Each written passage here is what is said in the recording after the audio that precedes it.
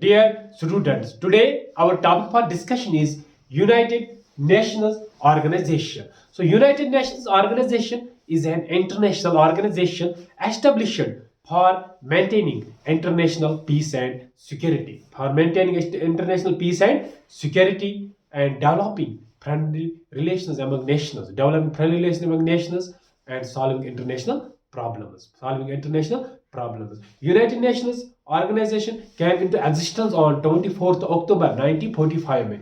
अगर हम बात करेंगे यूनाइटेड नेशन ऑर्गेनाइजेशन कब फॉर्म किया गया 24th October 1945 में. So 24 October is celebrated as UN Day. UN Day, United Nations Day, 24th October.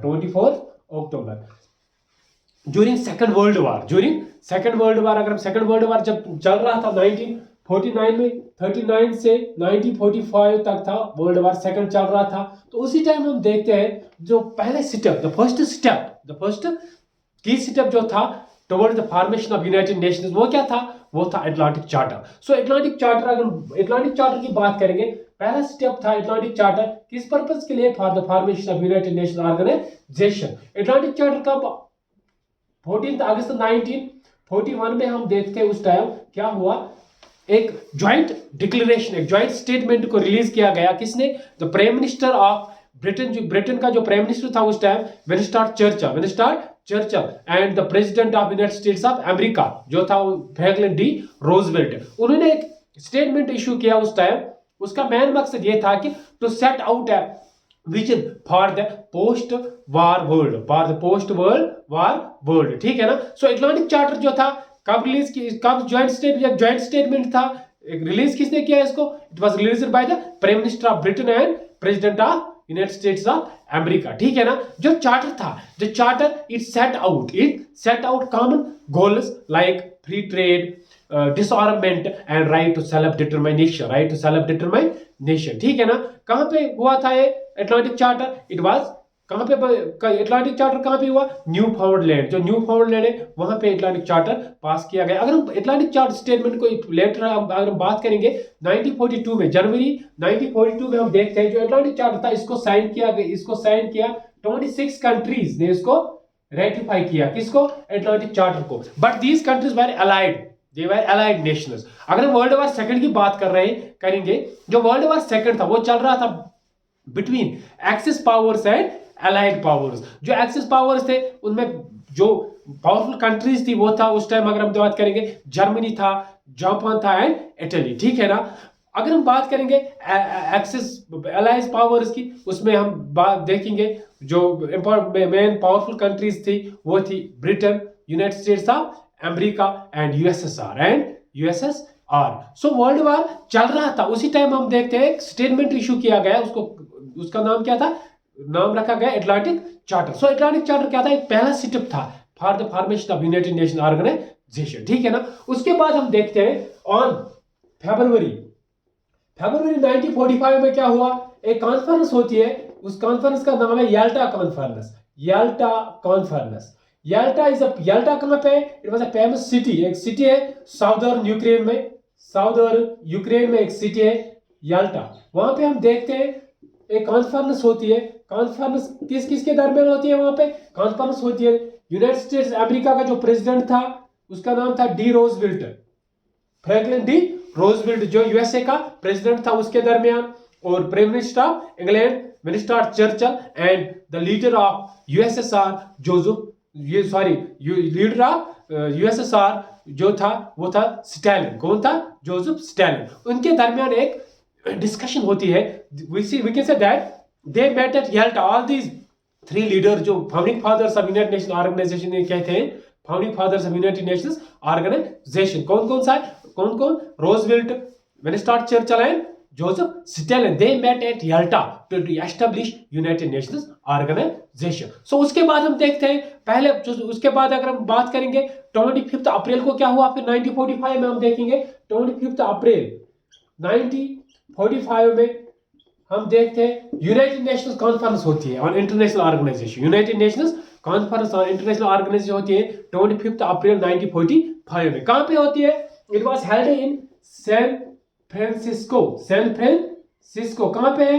It's San Francisco is place in United States of America में एक जगह है, ठीक है ना, वहीं पे होती है फिर ये conference, United Nation conference on international organization. This conference attended by the representatives of 50 countries. 50 countries के रिप्रेजेंटेटिव ने इस कॉन्फ्रेंस को अटेंड किया। वहां पे जो कॉन्फ्रेंस कहां पे हुई, सैन फ्रांसिस्को में, ठीक है ना।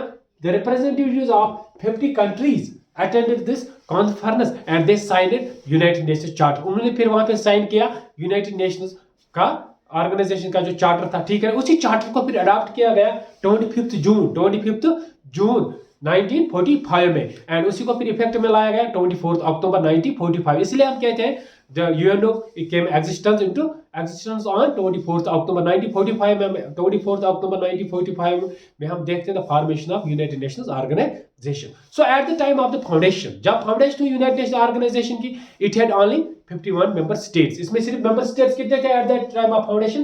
51 countries, ठीक है ना। अगर हम आज की बात करेंगे, टुडे अगर हम आज की बात करेंगे, there are 190 currently there are 193 member states। आज कितने member states है इसमें? 193 member states, ठीक है ना। लास्ट में जिसने ज्वाइन किया 2011 में, 2011 में हम देखते हैं south Sudan became the it was the last, we see the country became the member of the United Nations Organization, south Sudan, ठीक है ना। सो अगर हम बात करेंगे नाउ द स्लोगन, अगर हम स्लोगन की बात करेंगे, the slogan of United Nation Organisation का स्लोगन क्या है? Peace, dignity and equality on a healthy planet. क्या है इसका slogan? Peace, dignity, equality on a healthy planet, is the slogan of United Nation organisation, ठीक है ना। So United Nation Organisation, now the headquarters. अगर हम हेडक्वार्टर्स की बात करेंगे, earlier the headquarters of United Nation Organisation, it was located in Paris, France में, Paris the capital city of France, वहीं पे अर्लियर इसको लोकेट किया गया था उस time. Capital of earlier the capital was located in Paris, later it was shifted, इसको फिर शिफ्ट किया गया। अगर हम आज की बात करेंगे तो हेडक्वार्टर्स कहां पे है आज? Manhattan, New York, United States of America में। हेडक्वार्टर्स ऑफ यूएनओ कहां पे है? Manhattan, a place in New York, United States of America, USA, ठीक है ना। Headquarters of United Nations organisation. So earlier कहां पे थे? Earlier, the headquarters was located in Paris, याद रखना, ठीक है ना। Now, the official languages. Now, the official languages of UNO. So far, the official languages of UNO is concerned. There are 6 official languages. UNO की कितने official languages हैं? 6 official languages. 6 official languages. There are 6 official languages. Official languages of United Nations Organization. Arabic. कौन सी है? Arabic है, Chinese, Spanish, English, Arabic, Chinese, Spanish, English, French, Russian,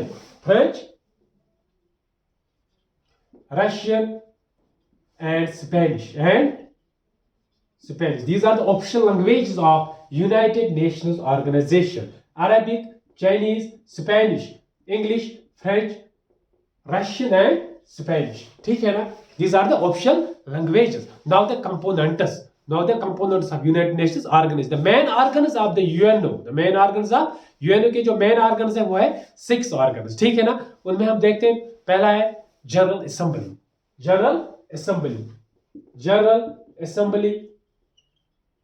Second is Security Council. General Assembly, Security Council. General Assembly, Security Council, Economic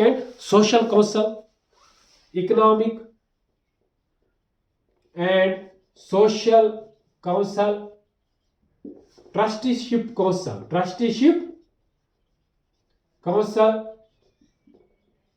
International Court of Justice and UN Secretariat. International Court of Justice and UN Secretariat.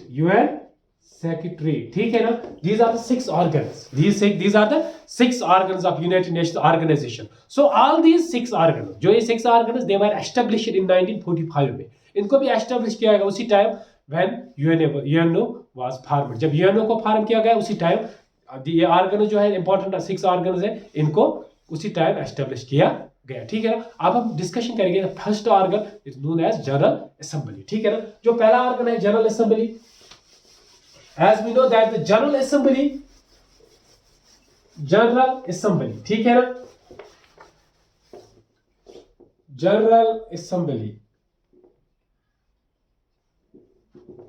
General assembly की बात करें, it's a main deliberative and policy making and representative organ. जो main organ, representative and policy making organ of UNO is general assembly. This also known as central body.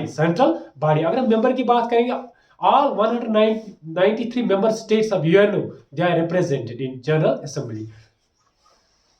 193 member states represent करते हैं general assembly में, ठीक है ना। they represent in general assembly, clear? in general assembly meeting, clear? it's the only UN body with universal representation, general assembly, ठीक है ना। each year, हर साल हम देखते हैं in September the full UN membership meets in the general assembly में।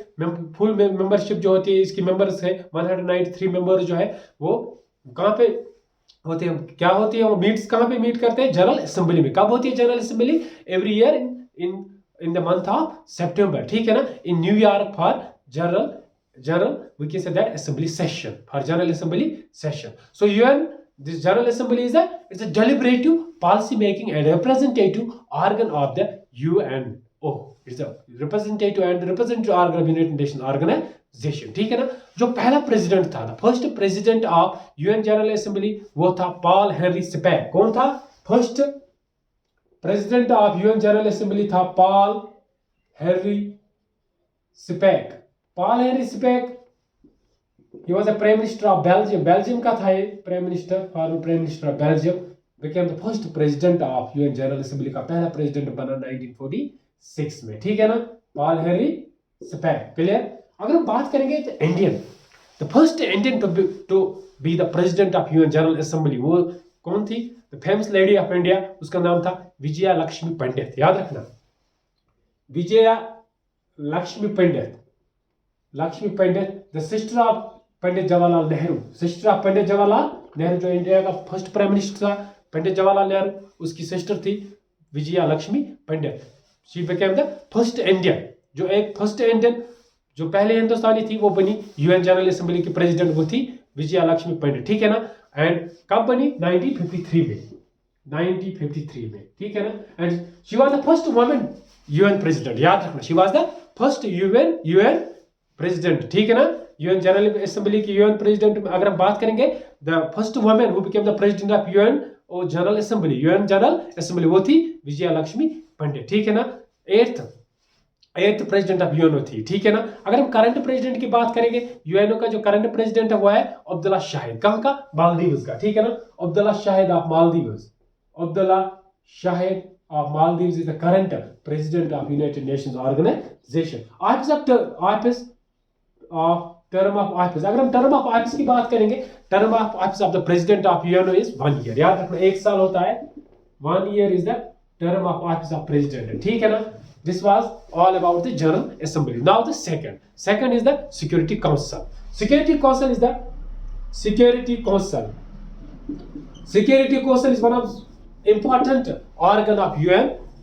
important organ of United Nations organization. It has a primary responsibility. Primary responsibility क्या होती है सिक्योरिटी काउंसिल को?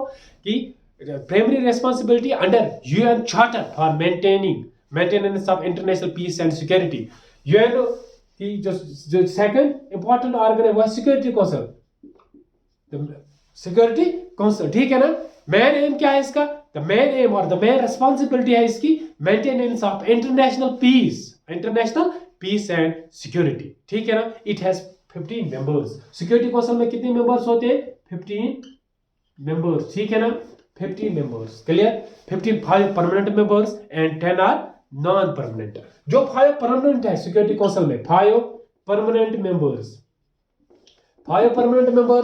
किस किस कंट्री का मेंबर होता है? 5 permanent members, USA United States of America, USA, United kingdom, China, United kingdom, China, France, Russia. ठीक है ना? 5 परमानेंट मेंबर्स आर कहां का?